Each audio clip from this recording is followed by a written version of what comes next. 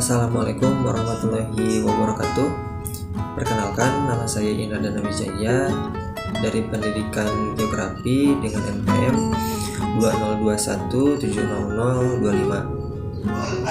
Pada yang terhormat Ibu Tine Indriane, SPD MPD selaku dosen pengampu dari mata kuliah PKLH Pendidikan Kependudukan dan Lingkungan Hidup. Di sini saya akan sedikit memaparkan mengenai PKLH dalam tantangan global ataupun dasarnya dan mengenai AMDAL, sehingga nanti akan ditemukan suatu permasalahan baik dalam pendidikan ataupun dalam lingkungan yang nantinya pada akhirnya semoga mendapat solusi yang terbaik sehingga permasalahan tersebut dapat diatasi gitu.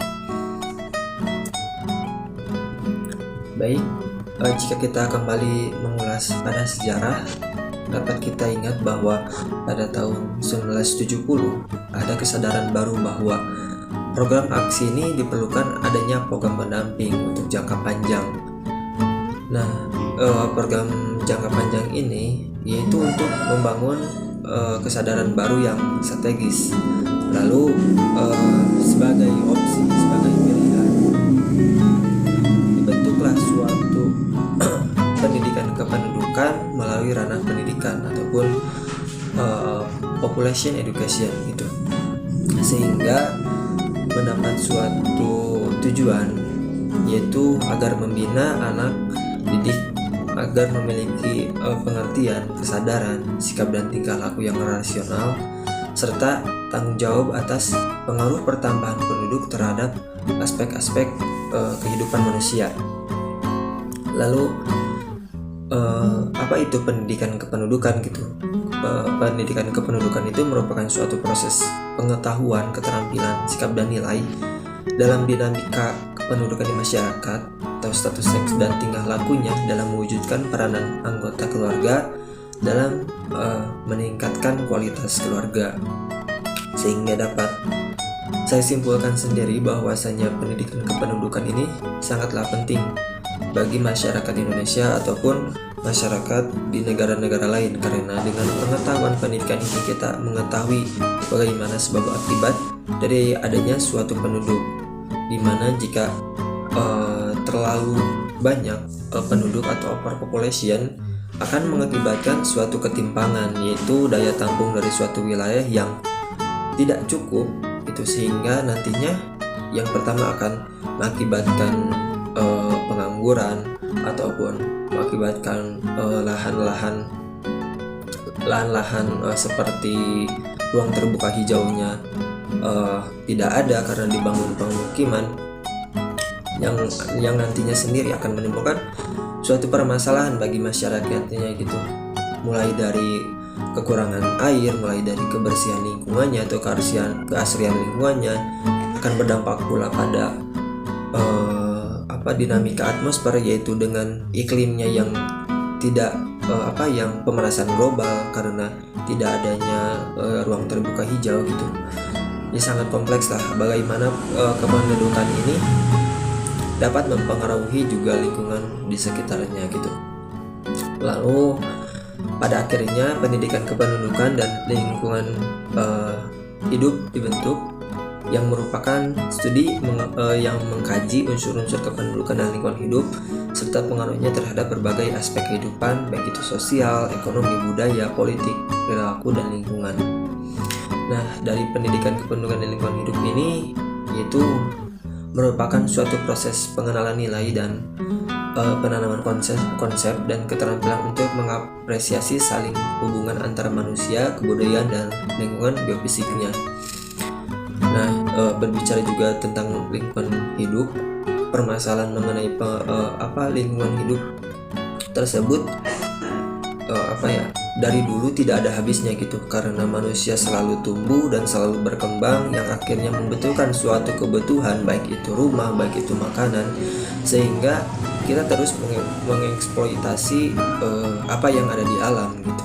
Itu sehingga ya permasalahannya pun sangat kompleks sekali. Lalu selanjutnya ada mengenai AMDAL. Merujuk pada peraturan pemerintah nomor 27 tahun 1999, AMDAL sendiri adalah suatu kajian mengenai dampak besar dan penting untuk pengambilan keputusan suatu usaha atau kegiatan yang direncanakan, baik pada lingkungan hidup yang diperlukan bagi proses pengambilan keputusan tentang penyelenggaraan usaha tersebut. Dari dasar hukum AMDAL, pelaksanaan AMDAL adalah PP nomor 27 tahun 2012 tentang izin lingkungan hidup yang merupakan pengganti PP nomor 27 tahun 1999 tentang AMDAL. Secara sederhananya sendiri, AMDAL adalah izin untuk melakukan usaha ataupun kegiatan yang berkaitan dengan kelingkungan. Nah, AMDAL sendiri ini adalah dipakai pemerintah dalam memutuskan apakah suatu kegiatan atau proyek layak atau tidak, sebaliknya tidak layak terhadap lingkungan, terutama untuk lingkungan sekitarnya. Dapat kita ketahui juga bahwa permasalahan lingkungan mengenai AMDAL ini banyak bermasalah di Indonesia. Mungkin untuk teman-teman semuanya juga mengetahuilah bagaimana permasalahan lingkungan hidup di Indonesia, di mana mungkin Pulau Kalimantan, Pulau Papua, di mana hutan-hutannya mulai habis ditebang oleh perusahaan-perusahaan swasta, mulai dari perusahaan yang menanam kelapa sawit sehingga ya tidak cocok untuk tanah di sana, yang mengakibatkan banjir dan permasalahan lain sebagainya gitu. Nah, dari pengertian tersebut, dari dasar-dasar tersebut, saya menemukan suatu permasalahan di daerah saya mengenai kelingkungan dan kependudukan. Yang pertama yaitu terdapat di dua wilayah, yaitu yang pertama ada di Sungai Celongkrang dan wilayah yang kedua terdapat di jalur sepanjang di jalur dari Sukamulya ke Mekarwangi. Ada satu titik di mana di jalur Sukamulya dan ke Mekarwangi itu terdapat satu titik di wilayah tebing, di mana di situ digunakan oleh masyarakat itu untuk membuang sampah gitu, sehingga mengakibatkan suatu permasalahan baik dari populasi penciuman, baik dari nantinya mengakibatkan longsor karena sudah terjadi longsor. Di atasnya itu suatu sampah, baik sampah organik maupun non organik, bahkan tempat tidur, kasur dibuang ke sana gitu. Bagaimana ini suatu pendidikan kelingkungan hidup sangat diperlukan sekali di dalam masyarakat. Nah, dalam lingkungan itu terjadi suatu longsor. Dahulu terjadi suatu peristiwa longsor di mana karena sampah yang menumpuk sudah banyak dan over kapasitas barangkali ya, sehingga terjadi longsor, dan solusinya itu terdahulu diperbaiki dan dipasanglah sebuah pelang yang bernamakan ya jangan membuang sampah di sana karena dapat mengakibatkan longsor. Nah, setelah dipasang dan diperbaiki wilayah tersebut, karena wilayah tersebut dilalui oleh masyarakat sekitar untuk mengakses ke pasar gitu, baik pun ke pasar ataupun pendidikan sekolah gitu.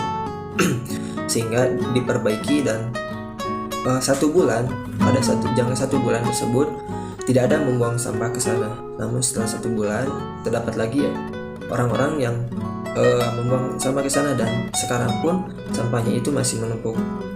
Sehingga di sini menurut saya sendiri, selain dengan adanya himbauan maupun seperti adanya memasang pagar ataupun kawat agar masyarakat tidak dapat membuang sampah ke sana gitu.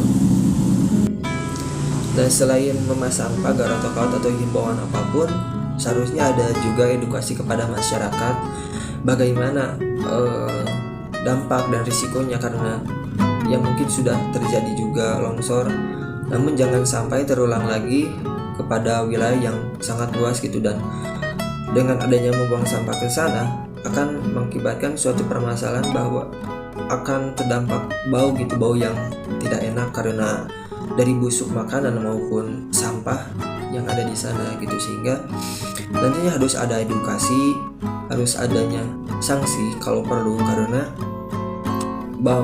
karena masyarakat pun mungkin akan takut jika terdapat sanksi itu.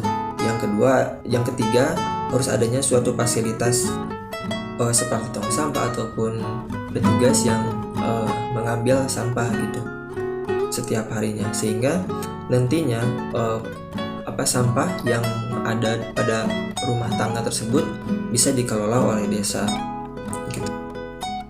Lalu ada di Sungai Celongkrang, sama seperti halnya di wilayah jalur Sukamulia dan Mekarwangi, di mana di sana juga terdapat pembuangan sampah oleh masyarakat melalui sungai.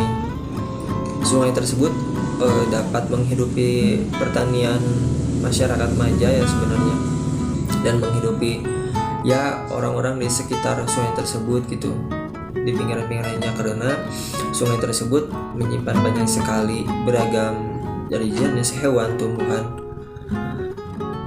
dan pada akhirnya sendiri pada tahun-tahun kemarin tumbuhan maupun hewan di sana yang mulai agak berkurang dan airnya pun tercemar karena sampah dari masyarakat sendiri. Sehingga kami dari pemuda-pemuda di sana melakukan suatu ekspedisi Celongkrang, di mana agar mengetahui bagaimana potensi dan sumber daya yang ada di Sungai Celongkrang yang nantinya akan diangkat dan diedukasikan kepada masyarakat gitu. Lalu ada propaganda juga kemarin, solusinya yaitu